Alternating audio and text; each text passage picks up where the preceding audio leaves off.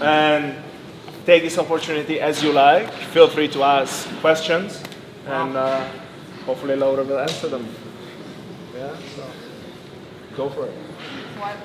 What is the thing that makes you not quitting? Because last year we saw a couple of the younger athletes step away because of the pressure that was put on them. Yeah, I try to stay away from that. Like, everyone has expectations. That's sport. Like, people have opinions, they have expectations, they know how you perform previous events, and they can speculate how would you perform in the next upcoming competitions. And I try to like not put that extra pressure from people I don't even know, like from reporters or from random people I never met, have expectations for me. I have enough expectations for myself, so I try to just focus on that and not like what people would expect from me to do. So I don't know, it's like mental toughness, I guess, or like you learn. I didn't get into the sport very, very young, like those young athletes that happened to them. So I don't know, it's just like I grew up in sport and I always had expectation from my parents or myself and my coaches, but I try to like not pressure myself too much about that. Just enjoy what I do and like see where that takes me. Laura, what is the secret to be the number one? I think it just sounds cliche, but like hard work and like dedication, just showing up on the days when you don't feel like showing up and doing the work that not glamorous, and just taking it day by day, workout by workout, and reaching your goals. Yeah, but I think that's true. Also true for the rest of the competitors. I agree. Yes. I think that what separates us in the big competitions is like small margins, like some 1% what you put in and other people don't, and also what's between your ears is very important. It's not just what your body can do, but what your mind can do as well. How did you feel after last night? You know, you're the fittest woman on earth, but last night you tried something completely new for you. Yes, I put myself in a different arena than the CrossFit Games, and I didn't live up to my own expectations. I didn't perform the way I know I can perform. I was a little disappointed, but at the end of the day, it's a different sport, and I never did this before. And I mean, I did it in like small Hungarian competitions, but not in like a world stage. So it was definitely different, and yeah, it just happened to be what. Yeah, I don't know it. Any words about Carlos Nazar? I did what? Any words about Carlos? He did amazing. I just realized this morning that he is 19 years old, so that's amazing. I just looked it up on the internet, and yeah, what he put on was impressive. Like they competed before us, and the competition between him and the Italian was insane. It's very, very impressive what he did out there. So very impressed. The Italians are not really very lucky here on the European. Yeah, but Carlos is amazing. Good job for you as well. We were there to cheer. Thank you. Thank you for coming out. Why did you decide to compete in weightlifting? Just trying myself out in a different arena, different sport. I only ever competed in, no, that's not true. I competed in different sports as well, but CrossFit being the main sport for a while now, and I don't know, Olympic lifting is a huge part of CrossFit, and I always been strong, and I was like, why not try myself out in like the Hungarian level? And I did very well for myself out there, but then I happened to qualify for this event, so I was like, why not come here if I qualified? So, yeah. No particular reason, I just enjoy competing.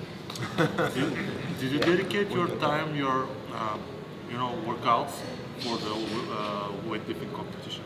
Did I do what? I'm sorry? Did you dedicate your time for the weightlifting competition? Yes and no. I did more lifting for sure, but I didn't neglect CrossFit Metcons. So I still did burpees and muscle ups and rowing, but I also did a little bit more weightlifting. I focused on more I don't know, lifts that I usually wouldn't do, like snatches from the blocks or snatch balances or stuff like that, and I worked on my higher percentages the last 2 to 3 weeks, but not like a major difference from what I usually do in training. It's in your rest time between the series with the weightlifting and the burpees. What would you say is the most difficult thing for you, keeping up the being at this level and keeping for so much time at this level? The most difficult thing for you? I think it's to stay healthy, not to get injured. Recovery is very important. People just come to the gym, work out, and then they neglect the rest of the day. Like, my work is not like a 9 to 5. I can't just go to the gym and then do whatever I want at night, or go to bed late, or wake up late, or just like go out and drink or stuff like that. So I feel like, yeah, it's a lifestyle more. Like, I have to train, but also really focus on recovery, get massages, go to the sauna, and go to bed at the same time, wake up at the same time, really like try all these new recovery tools to like get really the extra 1%. Laura? What is your strategy for each WOD? For example, it's very difficult for me not to rush like the first couple of rounds and then have no strength for the left. Yes, I think Like the pacing. yes, you have to know yourself. And you also, when you see a workout like this or any kind of workout, you have to look at it and see if is this a 5-minute workout, is this supposed to be a 20-minute workout, like how the time domain, how big is it, and how you would like attack the workout. You really have to know yourself, like am I gonna be able to hold on to all those 10 toes to bars unbroken for the 7th round, which is essentially 70 toes to bars. That's a big number to accumulate in 20 minutes.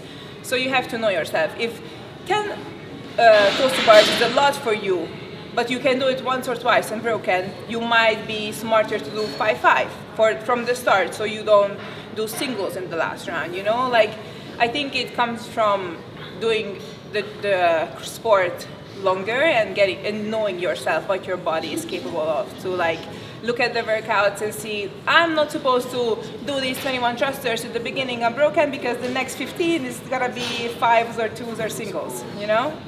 Does this work at the competition? Like if you see everyone around, like if someone is faster, for example, do you try to keep up? Yes, in competition it's different, you know, because sometimes you have to risk it and you have to try to go unbroken. You might essentially win the workout, but you also might fail and like, you know, like if it's 10 muscle ups unbroken, but you know, like it's the last 10, I have to do it unbroken, but you might fail the 10th and then you have to take a big rest and do one at the end.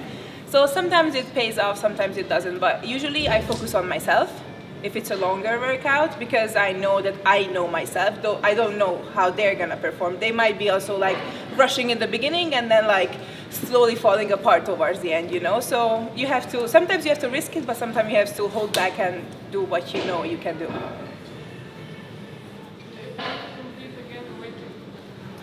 Yes, I think so. It wasn't it was a great experience, but I didn't perform the way I wanted to perform. I know I can do better, so yes, I think I will eventually compete if the opportunity presents itself. Now I'm gonna focus on CrossFit again for the season, and then I heard that the World Championships in December, so I might try to do that. What was the first thing that came to your mind when you knew that you were winning the games, because TL was a long time from you? What was I thinking, you said? What was the first thing you thought? When I won? To be honest, I don't remember. It sounds very cliche, but when you work towards something like the CrossFit Games or any kind of competition and you win, it's kind of a little bit of a disappointment because you think it's gonna be this amazing feeling that you get. But I think the winning is not that special. It's more, it sounds cliche, but it's more the journey and the people you spend the time working towards this goal. Like Christoph, my brother, my parents, my training partners, Gabrielle, and all the people who support me that were alongside the whole road when I reached the goal. I think it's more important to share the whole experience with them than just like purely winning, you know? Like winning without the people around you, I think it's like meaningless, you know? Like if you just do the sport to win, I don't think you're gonna go very, very far because you don't have the support system and you don't have the, you know, this like inner circle that supports you and wants you to also do well, if that makes sense. Like when you win, it's a nice feeling, obviously, but then the next morning when you wake up, it's all like, you know, I don't know, if you don't have those people around you, it really doesn't mean anything. It's just like a medal. It's in my drawer, so it's not even hung up. what about the relationships between the women in competition? Do you have genuine friendships or like? To be honest, at the beginning, I didn't really have any friendships because I go to compete and not to make friends at a competition, you know?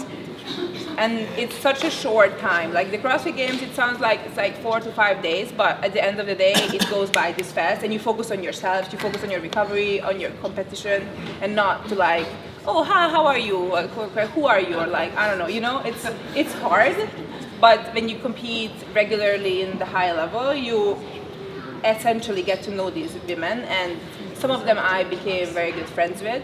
More Europeans, one like Gabriella, who is also my brother's girlfriend, and we now train together because she moved to Hungary.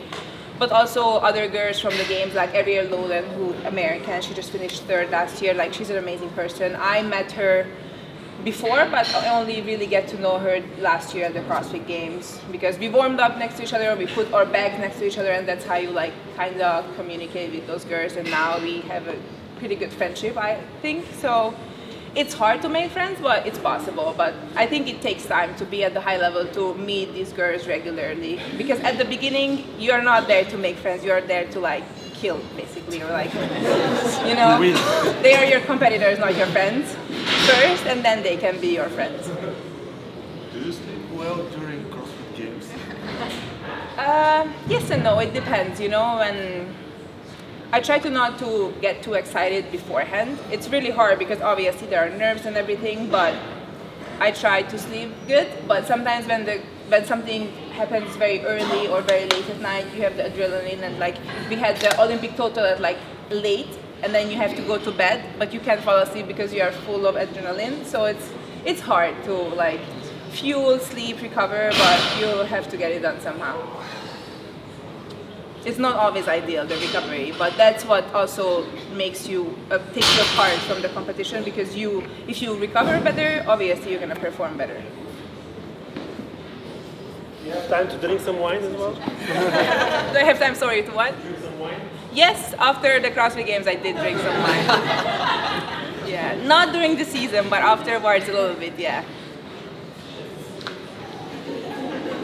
We have some good wineries in Hungary next to Lake Balaton and like with Badacsony, so yeah.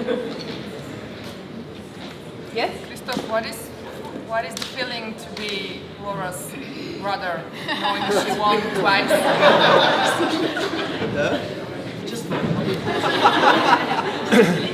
Obviously, I'm very proud and of her accolades, but I don't know how to say this. If you spend your everyday with someone, then you're looking at them through a different lens a little bit, you know. So obviously, even for us, we were in the car this morning and we were thinking that maybe there'll be 5 people here. Maybe Laura will just work out alone. We had no idea, you know. It's always a little bit of a shock, you know, and also obviously just being a part of her journey for so long from the beginning. It's amazing to see what she achieved as such a young, independent, strong woman. But at the end of the day, when I talk to her, when I look at her, I'm not talking to necessarily a champion, but to my sister. And sometimes we fight as well, we make up, we make fun of each other. So yeah, it's a mix of things a little bit, I guess.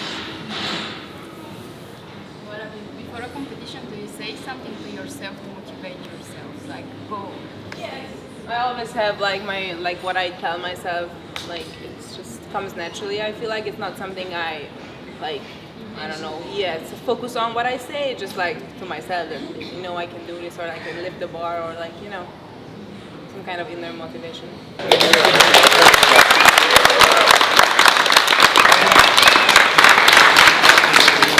Thank you for having us. It was a very, very nice facility, very nice gym. Group photo on the lower